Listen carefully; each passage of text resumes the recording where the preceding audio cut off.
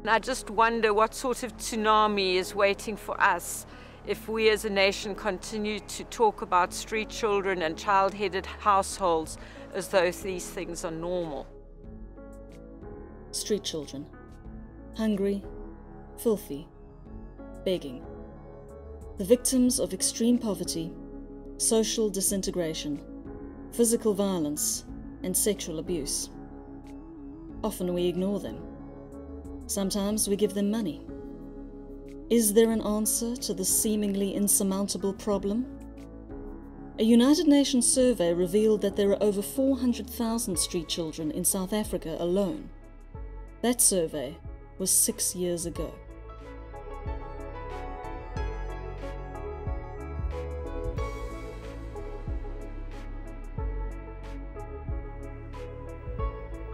The Amasango Career School in Grahamstown is a unique primary school conceived and founded by its principal, Jane Bradshaw. Open to former street children and others from poverty-stricken backgrounds, it offers these children an accelerated bridging education, a second chance to re-embark on their schooling. What sets the Amasango model apart from a shelter is that here, education is used as a means of rehabilitation. But street children have not only been starved of education, they have also been starved emotionally. Love, care, and discipline from the staff are the key pillars on which this curriculum is founded. Excellent. But how did it all start? A priest phoned me and said, "Jane, I've got a proposition to make. Could I come and have a cup of tea with you?" And he arrived and we passed a few pleasantries, and then he said, "I've come to ask you to start a school for the street children."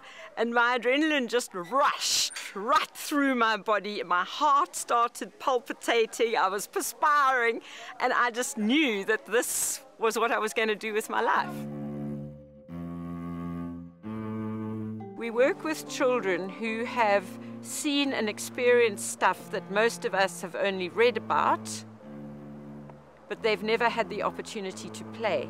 And somehow, through timetabling in time for educational games, jigsaw puzzles, etc., and free play with toys, we slowly unlock the child inside the hard little adult.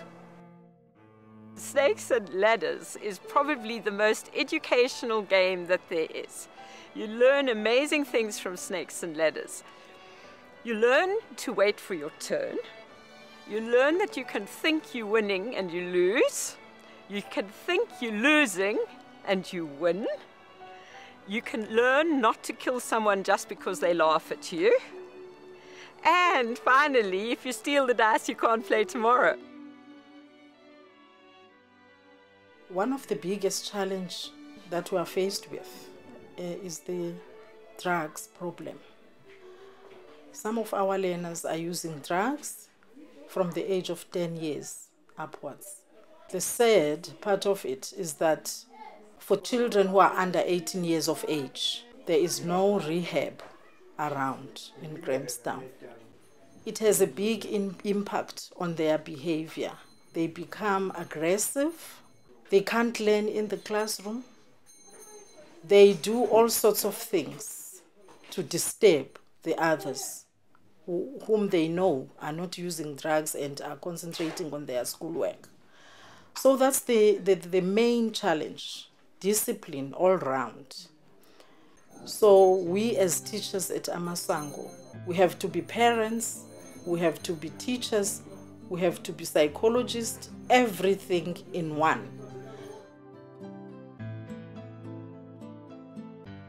When a pupil first enters Amasango, they are given baseline tests to determine their level of education. Some may even have a report stating that they've passed grade 7 when in fact they can't write at all. A 16-year-old, who testing shows to be at a grade 2 level, cannot see a future if they have to spend a year in every grade.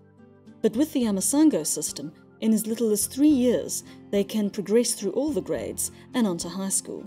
If that 16-year-old child had to return to a conventional primary school, they would be placed in a grade 2 class of children half their age, feel embarrassed and foolish, and end up dropping out yet again.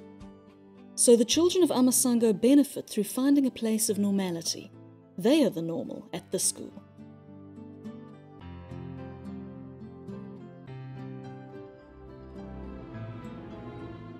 Hello, this is Mrs. Bradshaw at Amasango School. I have a boy on a roof at the station who yesterday was saying he wishes he was dead. And now he's sitting on the edge of the roof looking down at the concrete, and I feel quite anxious. I think you people have people who can talk people down, don't you? No, I think I need somebody who can persuade a young man not to jump off the roof. Thank you. This potential suicide situation is only one of several extreme incidents that happened on the day we visited. By the time the bell had rung, we'd had a reported attack on a former pupil, a violent playground altercation, an emotionally traumatized girl, and finally, 4 students were arrested for stealing. Now he's sitting up there staring down at the concrete in a despondent-looking posture, and I'm a bit anxious. But Amasango continues to play a parental role long after their pupils have graduated. Just because they have passed grade 7, it doesn't mean that anything in their home lives has changed. Let it out. It's so good to let it out.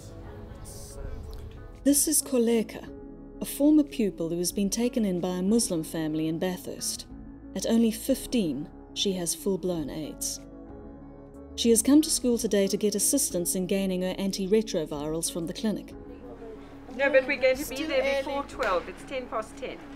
So as soon as the vehicle comes, then we can arrange it for you. Because she is underage, ARVs will not be issued to her unless she is accompanied by an adult. The Amasango staff fulfills this task as well. Dumasani is an Amasango success story. Neglected by his parents as a child, he joined the Amasango Career School when he was 12. Since then, he has passed matric, become a church youth group leader, a marimba band leader, and excelled in an office management course. He is here today to show Jane his newly acquired heavy-duty driver's license.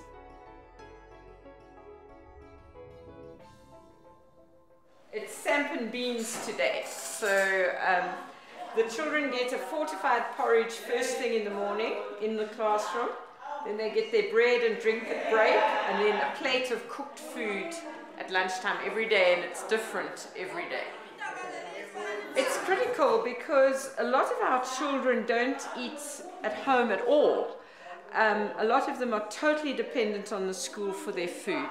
So apart from getting a balanced diet every day, we also give them a small food parcel on a Friday. Though there are many difficulties, the difference that Amasango makes in the lives of both their pupils and graduates is clear. My life before I come to Amasango, I was used to beg here town, sleeping in the town with the friends, smoking ganja and stuff. And then one day I walk past here and then I see the children, and then I call one of them. And then I ask them, what's happening right here? And then they tell me, this is a free education. When you want to improve yourself, you are willing to go in. And then I go in and then I meet Mama Jane, and she was a nice woman.